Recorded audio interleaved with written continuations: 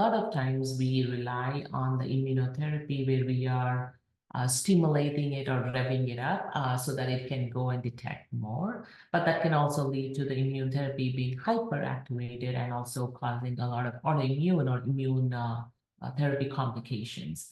This drug or this class of drugs, I should say, because there are a few in development, this drug actually works on leveraging the innate immunity and working to expose the tumor to the innate immunity and let that do the work rather than overstimulating an immune system. So I think that is one of the key differences, and that will also have an impact in the side effect profile. So that is what is also being looked and being investigated on. If this study does show promising results, I think it will be important because it is showing a survival improvement, because that is a key, that is the key endpoint in this trial, and that would actually have a meaningful impact for the patients and for the treating physicians.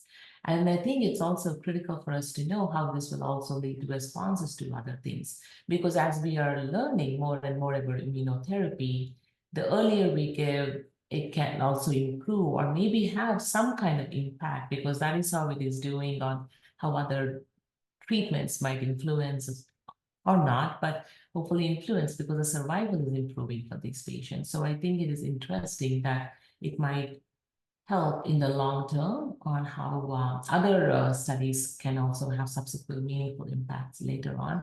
But that is something we need to learn more. However, I think improving overall survival, it is a key, very clinically meaningful and also important for the patients. It's a significant, meaningful impact for the patients, the treating physician, but I think also as a part of like how our treatments have evolved over time. We have made significant, improvements with bringing in new drugs which improve responses, then progression-free survival. But the gold standard always is to improve overall survival. So improving the number of days someone can live but also sustaining quality of life.